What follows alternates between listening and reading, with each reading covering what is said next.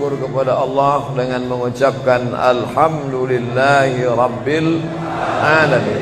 Berselawat kepada Rasulullah dengan mengucapkan Allahumma salli ala Sayyidina Muhammad wa ala ali Sayyidina Muhammad. Allahumma salli wa sallim wa barik alaih. Yang sama-sama kita hormati Bapak Ketua beserta seluruh pengurus Masjid Al-Qalam, hadirin hadirat, muslimin muslimat, alim ulama, sedik pandai, tokoh masyarakat. InsyaAllah kita semua dimuliakan Allah Subhanahu wa ta'ala. Amin ya rabbal alamin. Judul kita subuh ini sebagaimana tertulis, untuk apa kita hidup. Itulah agaknya yang dibicarakan ibu-ibu di atas sampai ribut betul. Untuk apa kita ini hidup? Pertanyaan ini tidak bisa dijawab oleh akal manusia. Makanya Sokrates, seorang filosof dulu Yunani, berkata, untuk menjawab mengapa kita hidup, perlu hidup 500 tahun lamanya. Tak cukup umur. Mau pikir untuk apa kita hidup, sampai akhirnya karena tidak sanggup akal itu menjawab, maka diutuslah Nabi Muhammad sallallahu alaihi wasallam. Mata saya hanya bisa melihat apa yang ada dalam masjid ini saja. Saya tak tahu berapa banyak jamaah di luar. Maka karena mata ini terbatas, saya ini manusia yang lemah. Telinga juga hanya bisa mendengar apa yang dibicarakan sekeliling dan atas saja. Apa yang dibicarakan orang di luar sana saya tak tahu. Maka saya manusia yang lemah. Akal juga begitu, tidak bisa menangkap saya ini habis mati nanti mau kemana. Maka saya manusia lemah. Allah Maha tahu, maka dia kirimlah salah satu makhluknya ingin menjelaskan kau untuk apa, sedang di mana dan akan kemana.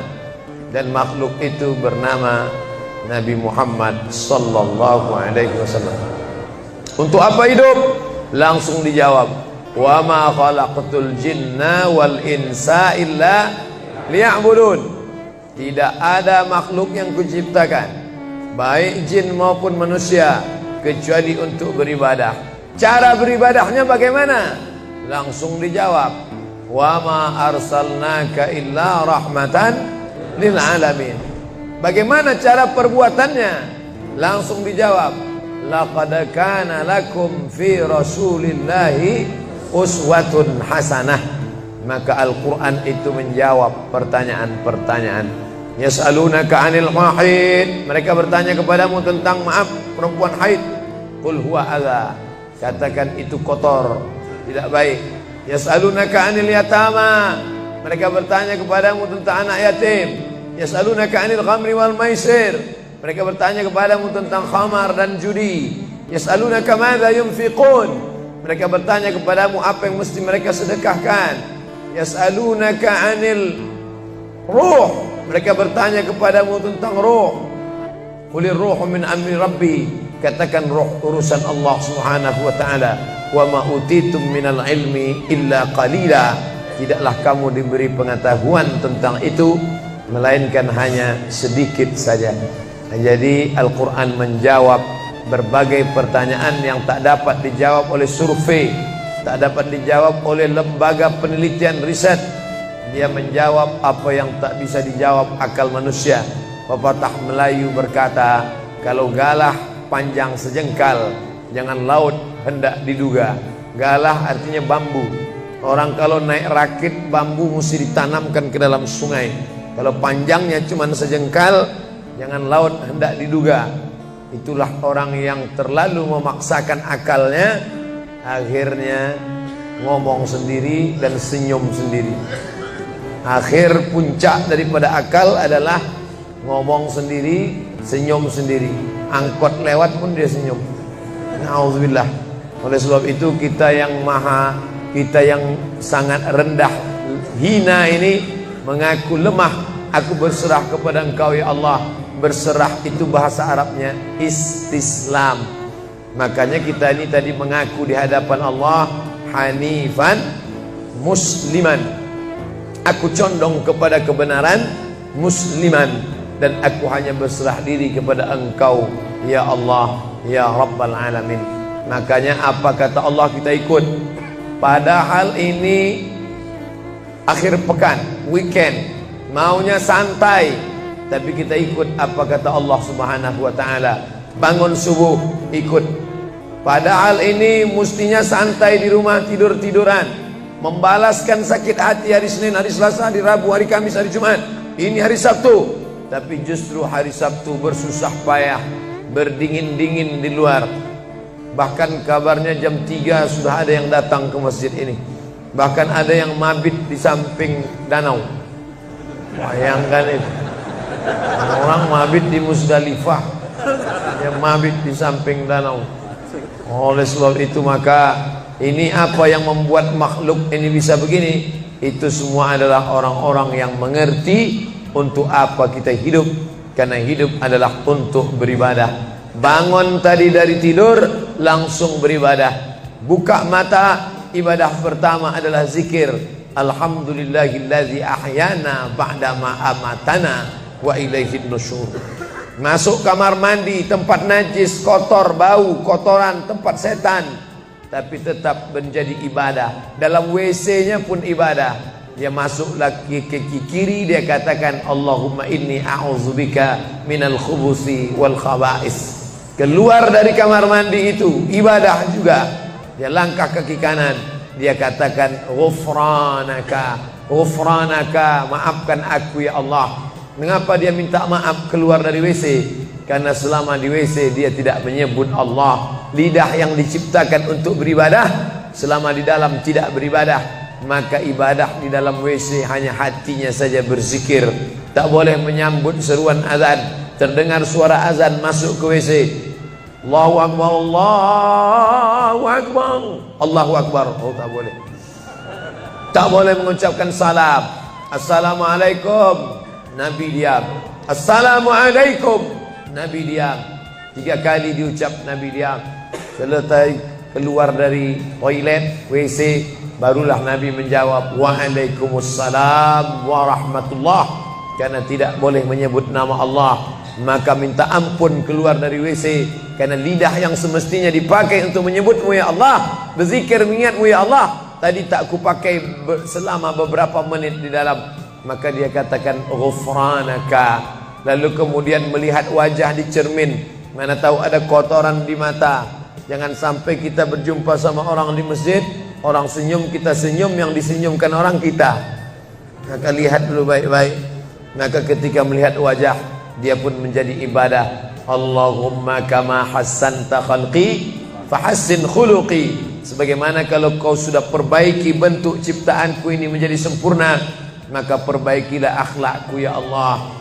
Lalu setelah itu berangkat dari rumah menuju masjid, beribadah juga. Bismillahi tawakkaltu 'ala Allah, la haula wala quwata illa billah. Setiap langkah kaki ke Masjid Al-Qalam ini bernilai 1 langkah menghapus dosa. Langkah kedua mengangkat derajat. Langkah ketiga menghapus dosa. Langkah keempat mengangkat derajat. Tidak tanggung-tanggung, derajatnya diangkat Allah. Siapa yang duluan datang langsung dapat di depan. Tapi ada orang terlambat tetap tinggi juga derajatnya. Mana dia? Ini yang di atas. Siapa bilang perempuan direndahkan, dihinakan? Perempuan dimuliakan. Mana contoh perempuan dimuliakan? Kalau mau tahu, datanglah ke Masjid Al-Qalam. Perempuan dimuliakan. Bapak Ibu yang dimuliakan Allah, masuk ke dalam masjid, langkah kaki kanan, Allahumma inni as'aluka min fadlik. Itu doa nanti keluar. Tapi ketika akan masuk, apa doanya? Allahumma ya Allah, iftahli, bukakan untukku abwaba rahmatik, pintu rahmatmu, bernilai ibadah. Duduk berzikir, jangan ngobrol, jangan cerita. Foto Pak Ustaz, sikit-sikit boleh. Lalu kemudian selama itu tertulis tadi di atas, Itulah hebatnya masuk ke Masjid Al-Qalam, tidak hanya mendengar ceramah dapat pengajian. Ketika saya masuk tadi, dengar suara azan, ada tulisan hadis riwayat Al-Bukhari. Siapa yang mendengar seruan azan lalu menyambut seperti bunyi yang diucapkan muazzin, kecuali pada hayya 'alas shalah, hayya 'alal falah, dia baca la haula wala quwata illa billah, ditutup dengan doa wasilah. Allahumma rabba hadhihi da'wati tammah wassalatil qa'imah, dimintakan untuk Nabi Muhammad, ati sayyidana Muhammadanil wasilah wal fadilah wasyarafa wad darajatal aliyatar rafi'ah. Yang kelima, wa ba'athullahumma maqaman mahmuda alladhi wa'adtah innaka la tukhliful mi'ad. Maka kata Nabi, halat laku syafa'ati yaumal qiyamah, layaklah dia mendapat syafaatku hari kiamat. Makanya selama duduk di depan tadi, tak ada satupun yang ngobrol, semuanya menyambut seruan azan. Allahu Akbar, Allahu Akbar, Allahu Akbar, Allahu Akbar. Ada kawan sebelah ngajak ngobrol, gimana bro program mancing kita? Allahu Akbar, Allahu Akbar. Nah, cerita tak tentu arah. Ini kita sedang beribadah kepada Allah Subhanahu wa ta'ala. Lalu kemudian selesai azan, salat sunat yang balasan pahalanya khairum minad dunya wa ma fiha, lebih baik daripada dunia dan seisinya. Apa itu? Qabliyah subuh. Sampai-sampai andai terlambat qabliyah subuh, tetap boleh dilaksanakan setelah subuh. Habis salat subuh barulah dilaksanakan qabliyah subuh. Tapi kalau sudah sama-sama ngaji, tapi kalau nanti pulang kampung, justru sekarang orang di kota ngaji, di kampung tidak ngaji. Zaman dulu di kampung ngaji, di kota tidak ngaji. Sekarang dunia sudah mau kiamat. Di kampung orang ngaji, di kampung orang tidak ngaji. Kenapa? Parabola masuk desa. Oleh sebab itu, maka kalau di kampung itu tidak ada pengajian, mereka tidak tahu bahwa qabliyah subuh diganti setelah subuh. Nanti pas mau bulan puasa pulang kampung, jangan qabliyah subuh setelah subuh. Karena nanti begitu mereka lihat, loh apa tuh? Sejak tinggal di Bekasi ikut aliran sesat. Dan dia tidak tahu bahwa sholat qabliyah subuh itu jangan sampai tinggal. Andai tertinggal, tetap dilaksanakan setelah sholat subuh. Ayatnya diatur. Ayat pertama, qul ya ayyuhal kafirun. Ayat yang kedua, qul huwallahu ahad, Allahu samad, lam yalid wa lam yulad wa lam yakul lahu kufuwan ahad. Andai masuk ke dalam masjid, kebetulan jamnya langsung nampak kelihatan, iqamat tinggal 2 menit lagi, iqamat 2 menit, tak mungkin sholat 4 rakaat. Pilihannya tahiyatul masjid atau qabliyah, qabliyah atau tahiyatul masjid. Kalau melaksanakan tahiyatul masjid tidak dapat qabliyah. Tapi kalau melaksanakan qabliyah, automatically dapat tahiyatul masjid. Oleh sebab itu, andai terlambat, waktu tinggal 2 menit, maka laksanakanlah qabliyah subuh. Tapi jangan gara-gara ini terlambat terus. Yang paling afdal cepat datang. Apa kata jamaah? Yang lambat kan ustaz, kami cepat datang. Bapak Ibu yang dimuliakan Allah Subhanahu wa ta'ala, selesai itu salat subuh. Kalau qabliyahnya lebih baik daripada dunia dan seisinya, apalagi salat subuhnya. Begitulah. Kalau qabliyahnya saja yang pendek ayatnya lebih baik daripada dunia dan seisinya, apalagi salat subuhnya. Lalu pahala salat subuh itu apa? Tak ada yang tahu. Makanya kata Nabi, lau ya'lamuna ma fil atamati was subhi, andai mereka tahu pahala salat subuh berjamaah, la atauhuma habwan, mereka akan datang ke Masjid Al-Qalam walaupun merangkak, habwan, lumpuh, sakit kakinya, dia akan datang. Kursi roda tak ada, yang mendorong tak ada, datang dia ke masjid ini walaupun merangkak. Kenapa mereka tidak datang? Karena mereka tidak tahu. Kenapa mereka tidak tahu? Karena mereka memang tidak cari tahu dan tak mau tahu. Dan sampai masanya mereka nanti akan menyesal saat melihat orang-orang mendapatkan balasan muttaqiina fiha 'alal araik, Mereka duduk di atas kursi-kursi istana surga, tersenyum melihat orang-orang yang dulu tak peduli pada sholat subuh. Mudah-mudahan kita semua istiqomah insyaallah. Jadi Ustadz, kalau hidup ini cuma untuk ibadah, sholat, masjid, baca Quran, zikir, gimana kami mau mencari nafkah? Gimana kami mau buka ruko? Gimana kami mau bisnis? Gimana kami mau tanam kelapa sawit? Gimana kami mau proyek batubara? Gimana kami mau ternak ikan? Ini mesti dipahami bahwa ibadah itu dibagi dua. Satu namanya ibadah mahdah, pure, original, murni, tidak bercampur dengan apa-apa. Yang satu lagi tidak ibadah tapi bernilai. Nah, ini mesti dipahami. Bapak yang masuk kantor dari jam 8 pagi sampai jam 4 sore itu ibadah. Karena kalau itu tidak ibadah, habislah waktu kita. Makanya yang bekerja niatkan ibadah. Sehingga kalau istrinya nanya, "Mas kok lama pulang?" Ibadah nih, Mas. Tapi jangan gara-gara ini di kantor itu ibadah, lalu ketika azan di masjid kantor berkumandang, hayya 'alas shalah, dia terus ngetik, "Mas, ayo ke masjid." Enggak, ini pun juga ibadah. Kau ibadah aja ke sana, aku ibadah di sini. Itu juga enggak benar. Karena ibadah itu dibagi dua. Satu yang murni, pure, tidak bercampur dengan apapun, namanya ibadah mahdah, salat, baca Quran, zikir, iktikaf. Tapi ada satu lagi tidak ibadah, tapi kalau diniatkan dia bernilai ibadah. Termasuk ibu-ibu yang hamil 9 bulan 10 hari, itu ibadah. Kalaulah 9 bulan 10 hari itu tidak ibadah, betapa tidak adilnya Allah. Masa kita yang duduk-duduk di masjid dapat pahala ibadah, dia yang muntahnya, yang ngidapnya tak dapat ibadah.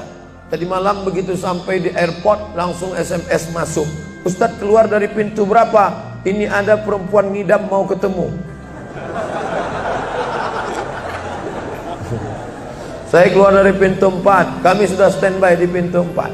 Lantai berapa? Lantai paling atas. Oke. Sampai di sana lihat perempuan tidak pakai jilbab, pakai celana jeans. Saya udah mau marah. Ini kenapa? "Mohon maaf Pak Ustaz, non muslim." Astagfirullah. Rupanya non muslim hamil ngidam mau jumpa Ustaz Somad. Mudah-mudahan anaknya jadi anak soleh. Ya, Allahu Akbar. Bernilai ibadah. Lalu yang dapat pahala dari itu siapa? Dari mana ibu-ibu hamil muda itu tahu saya? Kenal saya di mana? Padahal dia dari Jawa, saya dari Sumatera. Ternyata ada orang beribadah yang tidak kita sangka ibadah. Tidak ada rukun, tidak ada syarat, tidak ada wajib, tidak ada sunat, tidak ada makruh, tidak ada mubah. Apa ibadahnya? Ya ini, merekam ceramah ini. Merekam ceramah ini ibadah. Memoto itu ibadah. Bayangkan resiko tukang foto. Saya sampai sekarang tukang foto itu resikonya nanti setelah tua matanya gini.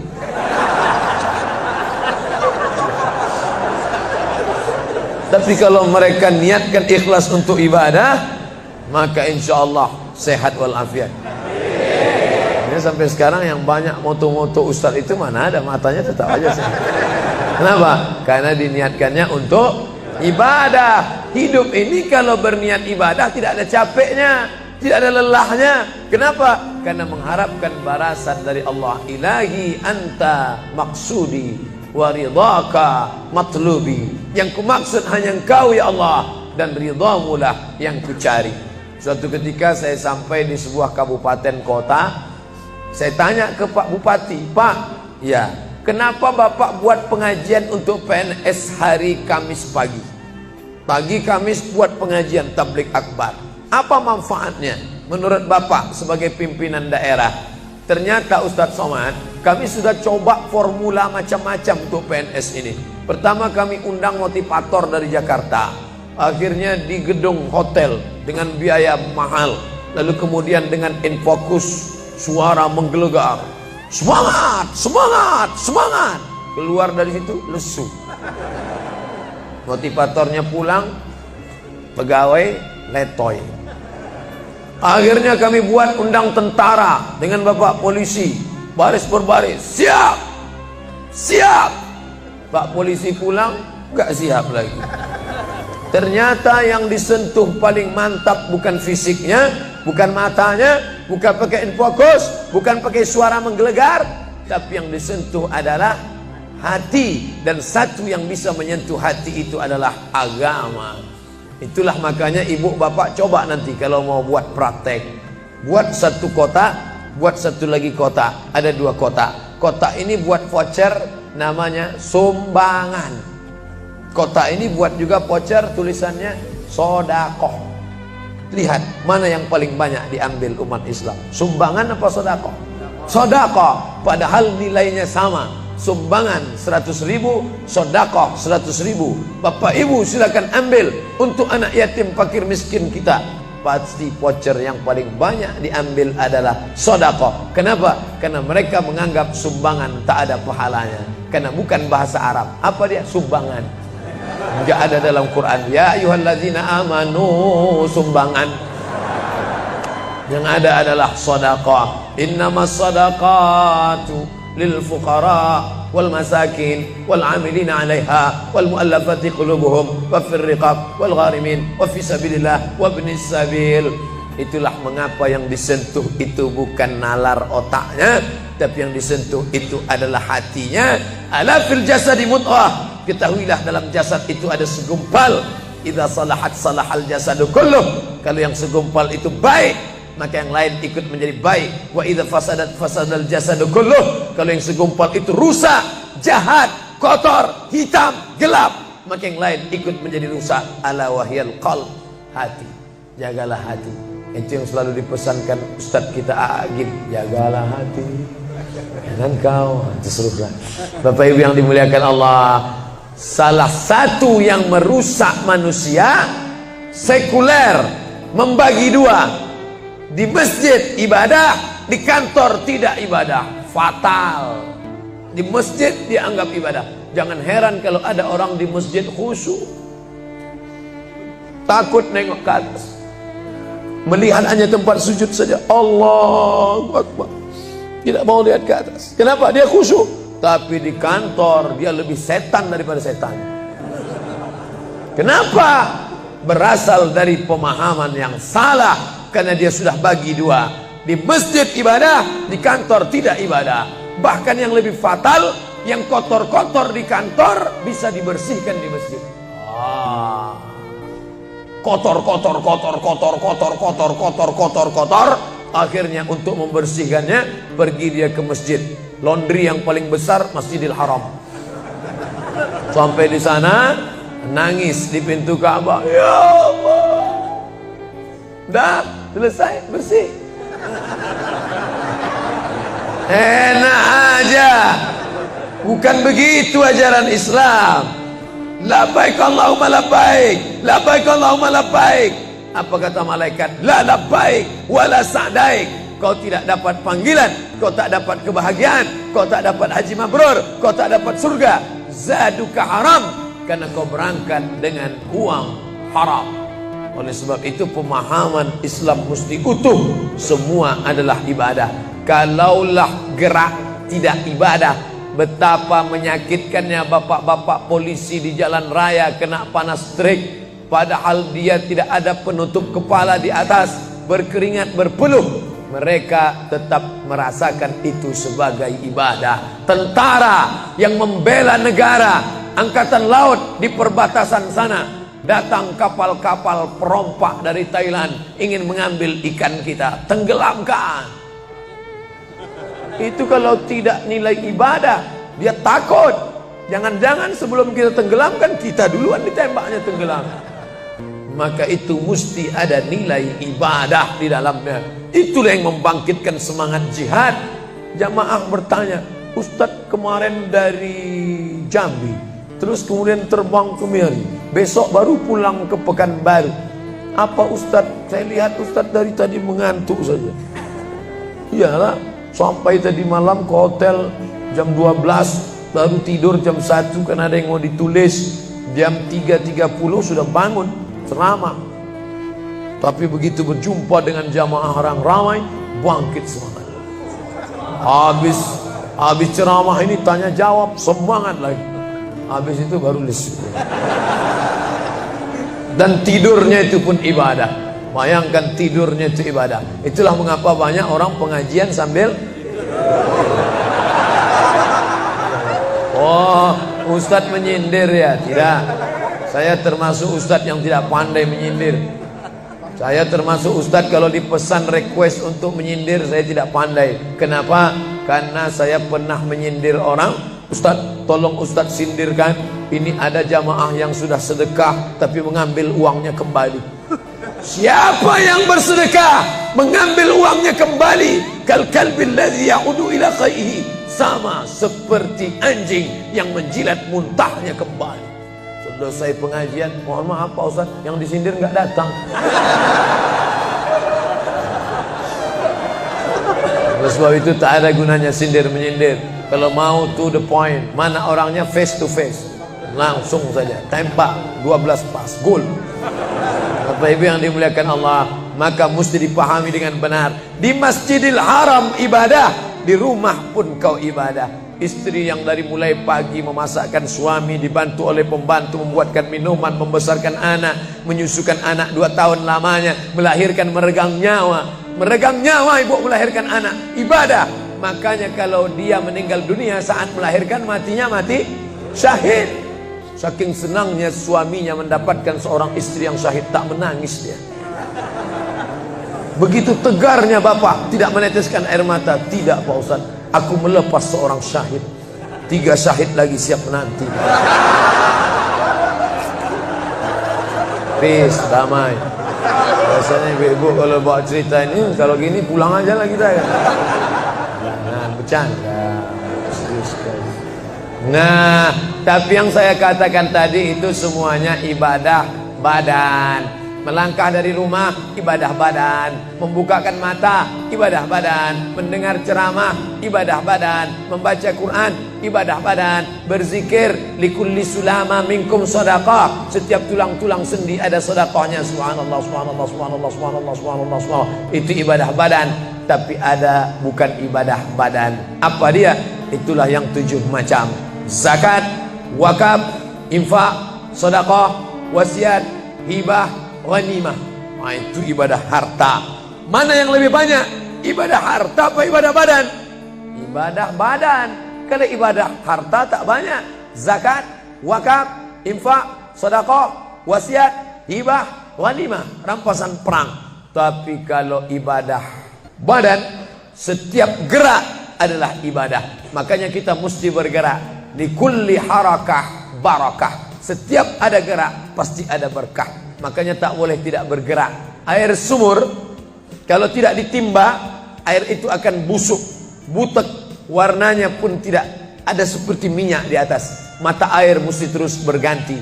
Darah harus tetap mengalir, jantung harus tetap berdetak. Makanya jangan pernah kosong dari aktivitas. Fa idza farata fansab. Selesai dari satu ibadah, pindah ibadah lain.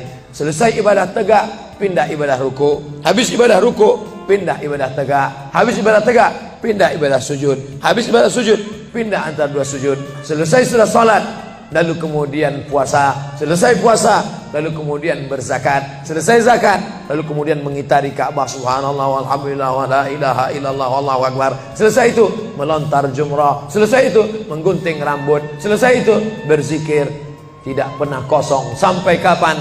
Sampai malaikat maut mencabut nyawa dan ucapan terakhir yang keluar dari mulut adalah la ilaha illallah. Itulah jawaban tentang pertanyaan untuk apa kita hidup di dunia. Nanti kalau ada anak, ibu, bapak, tetangga, kawan, sahabat, handai tolan bertanya, untuk apa kita ini hidup? Tak usah jawab, putarkan aja videonya. Itulah enaknya zaman sekarang. Kalau dulu mesti diingat. Saya dulu pulang sholat Jumat, mak saya manggil, sini ya mak, ceritakan apa isi khutbah khotib tadi di masjid. Gini. Itulah awal saya ceramah. Jadi saya paham mengapa saya menjadi ceramah sekarang. Dan saya tidak pernah merasa menceramahi bapak ibu. Saya tidak pernah merasa mengguru-gurui. Saya hanya seperti seorang anak sedang bercerita pada ibunya saja. Tadi mak, kata khotib itu begini. Anak sekarang enggak. Apa kata khotib tadi? Ini MP3-nya. Bapak Ibu yang dimuliakan Allah Subhanahu wa taala, ibu yang mendidik anak-anak ibu ibadahnya luar biasa. Itulah mengapa ibu lebih tinggi derajatnya daripada laki-laki. Ilzam rijlaiha, kau urus tapak kakinya, fathammal jannah, kau dapati surga di sana. Di bawah tapak kakinya surga, al jannatu surga, tahta di bawah aqdam kaki al ummahat, ibu-ibu. Kenapa begitu? Karena ibadah dia yang luar biasa, tidak bisa dilakukan oleh laki-laki. Salat kita bisa, puasa kita bisa, tawaf kita bisa, sa'i kita bisa, melontar jumrah kita bisa, tahallul kita bisa. Tapi ada yang kita tak bisa. Apa dia? Mengandung. Kita tak bisa. Siapa yang mau coba mengandung, keluar dari sini, ambil bola voli, ikat di perut. Melahirkan, kita tak bisa. Siapa yang ingin coba melahirkan, keluar dari sini, telanlah jeruk bulat-bulat. Habis itu keluarkan bulat-bulat. Menyusukan, kita tak bisa. Dan itu ibadah. Tapi bukan ibadah mahdha. Dia tidak selevel dengan sholat, zakat, puasa, haji. Tapi ibadah ini berkualitas. Ibadah badan, sudah. Ibadah harta, sudah. Ada ibadah yang terakhir, yang ketiga. Kalau ibadah badan berkeringat, lelah, capek. Ibadah harta, duit habis. Tapi ada ibadah satu lagi, tak nampak di mata. Apa dia? Ibadah hati. Itulah dia ikhlas. Orang yang ikhlas tak tampak. Ikhlas, ridha, qanaah, tawakal, zikir, muhasabah, muraqabah, tazkiyatun nafs, mensucikan hati dari penyakit hati, riya, sum'ah, takbur, sombong, hasad, busuk hati. Itu ibadah. Kenapa begitu? Disitulah letak adilnya Allah. Man bana masjidan, siapa yang bangun masjid, banallah mislahu baitan fil jannah, dibangunkan Allah untuknya satu istana di dalam surga. Bapak ibu yang ikut membangun masjid ini, mudah-mudahan diberikan Allah Ta'ala balasan melimpah ruah. Kami nggak bisa Pak Ustadz, jangankan bangun masjid, buat rumah kami aja kami nggak bisa. Allah Maha Adil. Kalau kau tidak bisa dengan ibadah harta, maka engkau dengan ibadah tangan. Apa dia? Ikut gotong royong masjid. Nampak ada pembangunan masjid, ikut ngecornya, pasangnya, tapi dengan syarat menyelesaikan masalah. Jangan buat masalah.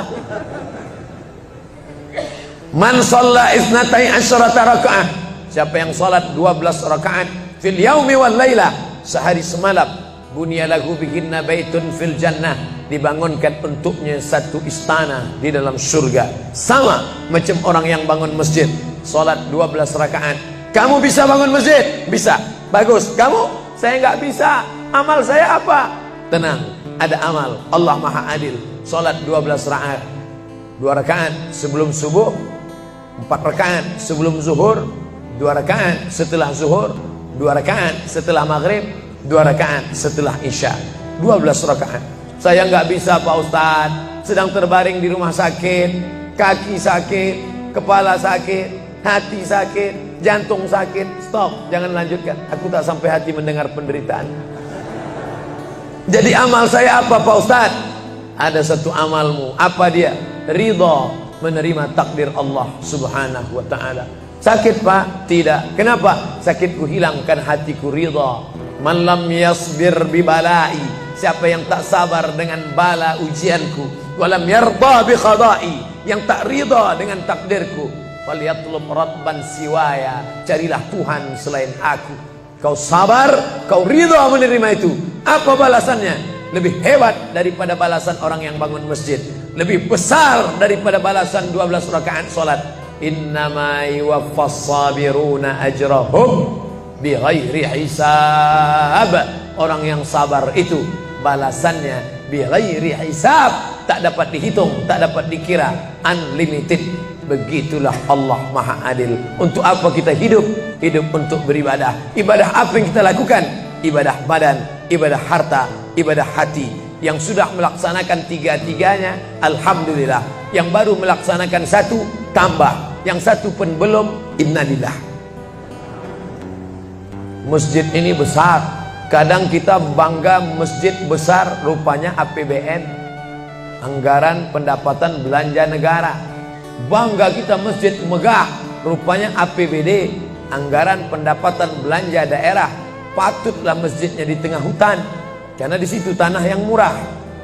Akhirnya pemukiman masyarakat jauh, masjid di tengah jalan, masjid di tengah perjalanan luar kota, jauh dari pemukiman masyarakat. Masuk kita ke dalam, tai kambing yang ada di dalam. Tapi masjid ini megah, mewah, 2 lantai, lengkap dengan kubah yang besar. Ini swadaya masyarakat. Saya tahu ini dari mana? Jamaahnya cerita. Kalau tidak, mana saya tahu. Ini masjid ini asli swadaya Pak Ustaz. Lama membangunnya Pak? Enggak lama, sebentar saja. Sebentar saja, sekejap langsung terkumpul 7,6 miliar uang. 7,6 M. Itu kalau dibelikan cendol berenang gitu. Bayangkan itu. Bisa terkumpul masyarakat. Padahal ibadah yang paling berat, ibadah harta ini. Banyak orang kalau diajak iktikaf, banyak. Ayo kita iktikaf, ramai. Ayo kita zikir ke Az-Zikra, ramai. Jangan lupa besok zikir ke Az-Zikra, hari Ahad pertama, sekaligus acara live Damai Indonesiaku TV One bersama Ustadz Abdul Somad LC. Tapi ada ibadah yang berat. Apa dia? Ibadah harta. Banyak orang ketika diajak muhasabah zikir malam, ya Allah, banyak dosa kami ya Allah, tapi dia susah menangis, meneteskan air mata.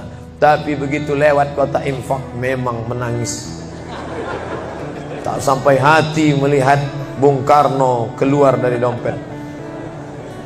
Lewat kotak sodako infak, lama membuka dompet mencari Patimura. Nauzubillah.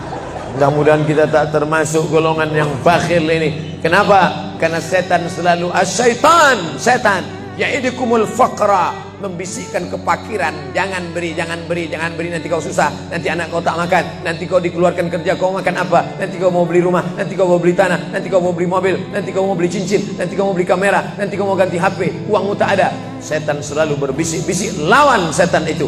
Qul a'udzu birabbinas, malikin nas, ilahin nas, min syarril waswasil khannas, alladzi yuwaswisu fi sudurin nas, minal jinnati wan nas. Hanya saja kalau yang berbisik itu setan, kita baca ayat kursi, insya Allah dia kabur. Ini yang berbisik ini kawan kita. Kita bacakan ayat kursi, hafal pula dia dari kita lagi. Tapi tak apa-apa, tetap aja bacakan. Allahu la ilaha illa huwal hayyul qayyum, la ta'khudhuhu sinatun wa la naum. Hembuskan ke wajahnya.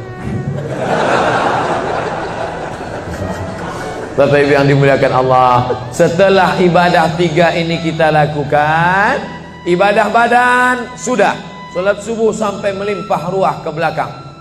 Saya dengar suara hati tadi, lapor, tenda sudah penuh, sudah melimpah ke jalan. Masya Allah. Ibadah harta sudah 7,6 M. Ibadah hati sudah, sabar, ridha, qanaah, tawakal.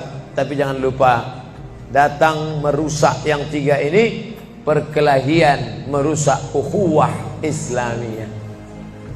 Masjid yang besar, kalau sudah kelahi di dalamnya, tinggal kelahi, tak lagi ada persatuan.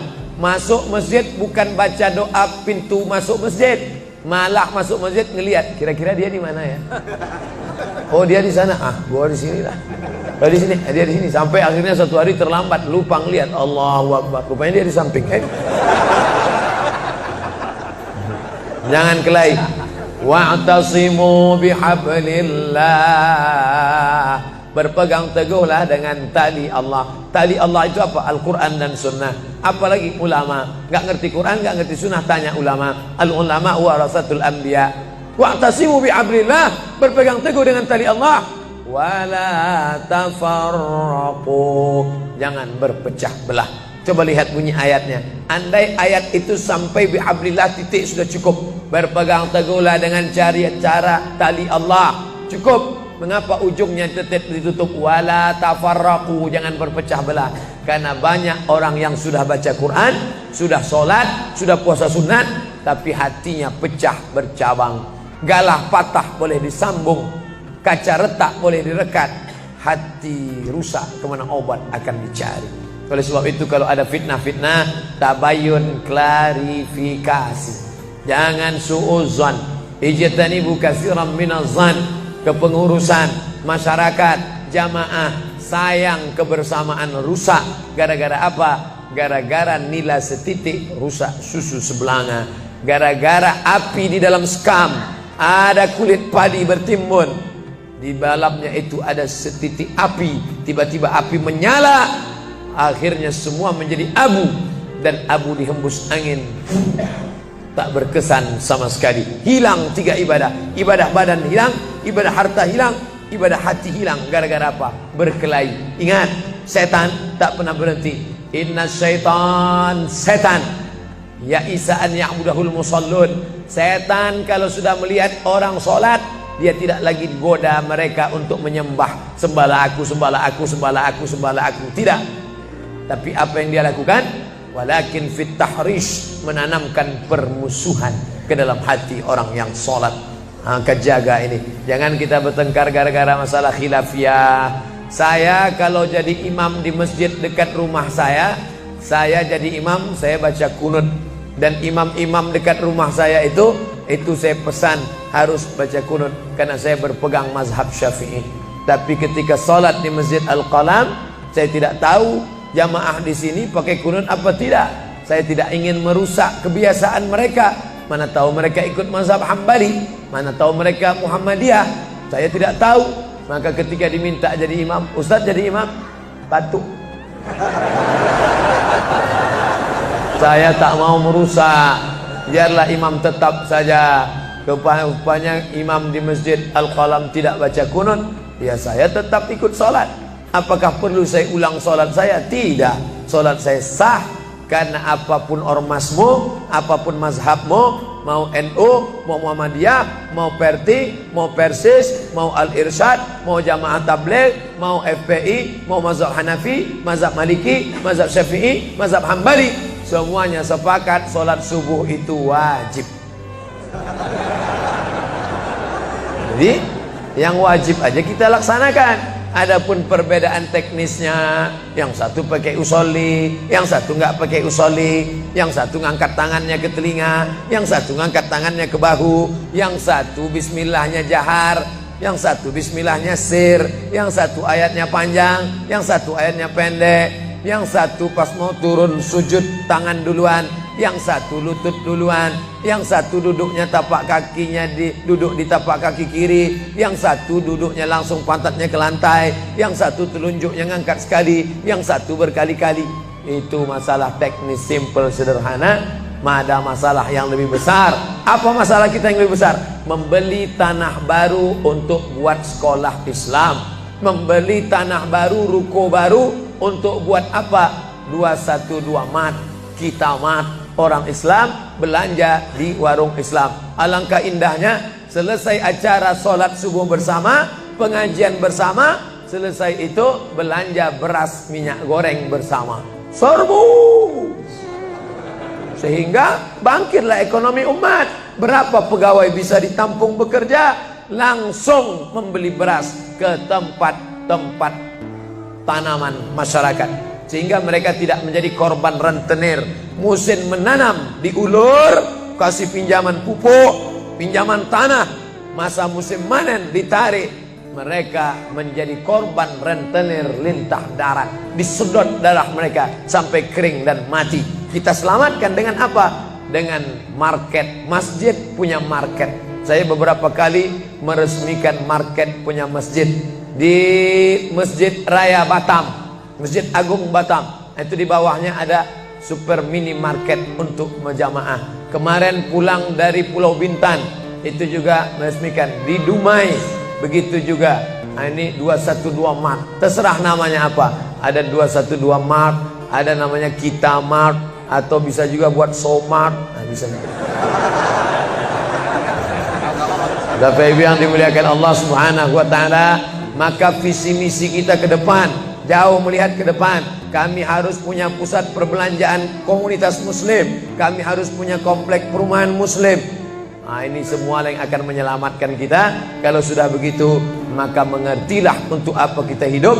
Dan setelah itu kita pun mati dalam keadaan tenang. Baru anak kita bisa berkata, mari kita antar jenazah almarhum Abdul Somad menuju tempat peristirahatan terakhir. Karena memang benar-benar istirahat. Tapi berapa banyak orang tidak istirahat. Karena amal badan tak ada, amal harta tak ada, amal hati tak ada. Tak pernah memikirkan masjid, tak pernah memikirkan umat, tak pernah memikirkan belanja umat, tak pernah memikirkan pendidikan anak-anak umat. Akhirnya mati yang layak untuk dia. Mari kita antar dia menuju azab pertama, akan menyusul azab-azab berikutnya. Na'udzubillah.